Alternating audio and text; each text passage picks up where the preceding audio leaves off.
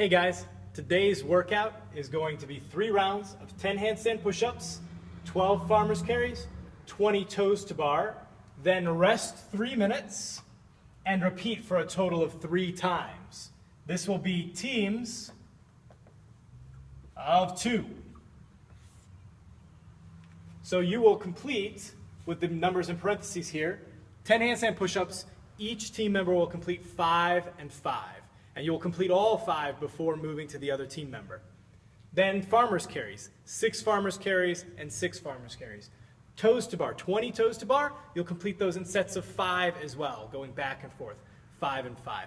After you complete 3 rounds, you will rest for 3 minutes. Then you will repeat that again, then you will repeat that again.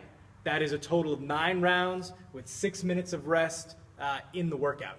So the goal, you've seen all week here, we've had an up and down in intensity. So day 1, Monday, we did Grace, super high intensity. Day 2, we had slightly lower intensity. We had about 1 minute rounds, 1 to 1.5 minute rounds, and then about 2 minutes of rest. Well, we had 2 minutes of rest between each one. So we were able to have high intensity, then bring it back down, high intensity, bring it back down.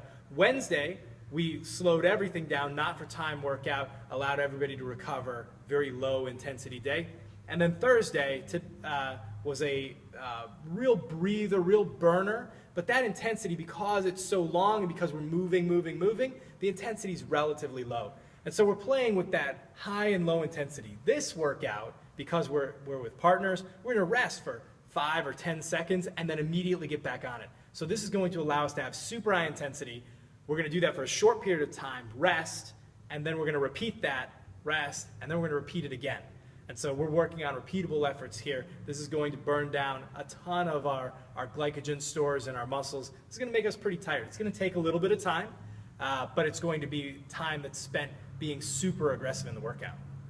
So, hope everybody can make it into the gym. I will see you later today. What follows can best be summed up simply by saying, please don't touch the fans. If you're wondering about the fans, like why isn't the fan pointing on me, etc., etc., etc., I'm going to go over that right now, okay? But if you can just not touch the fans and trust us that we've thought about this, that I don't like being in a super hot place, super hot gym all day, the fans are set up in a very specific way. So here, this is a side view of the gym.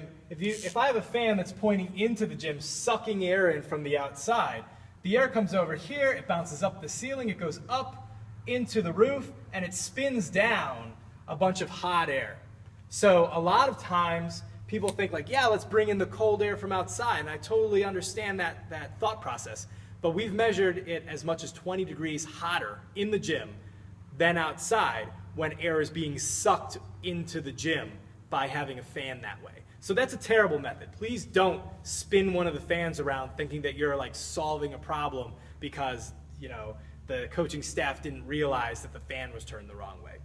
Instead, what we do is we create a real complex system where we're creating high and low pressure zones, bringing air in and pushing it out. We're working mostly on venting the air out.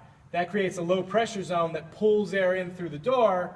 We might have a little fan over here that helps to redirect the air. So we're getting air spinning around on the ground floor here without sucking the hot air that's up in the ceiling down into the workout space. Yes, it is a little less comfortable for you because a fan is not pointed directly on you.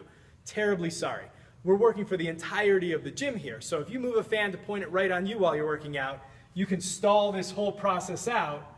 If I move that pointing in on me, I happen to be working out right there. I stall this whole process out. Now the entire gym gets hot. You actually get hotter, but you don't realize it because the fan is pointed right on you. And when we're actually working out, who realizes like it's gone up 10 degrees, it's gone up 5 degrees, you know, we're working out and it's really warm.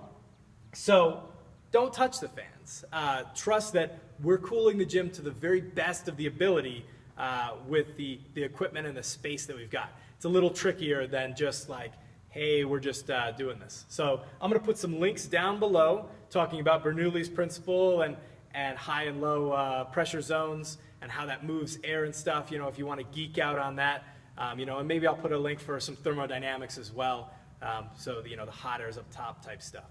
But, you know, that's kind of the thinking that's around how we're cooling the gym off, and it really works really well. It's going to be cooler outside in the shade with a nice breeze that's fresh air than it's going to be in any enclosed space that doesn't have air conditioning. So, you know, take with it.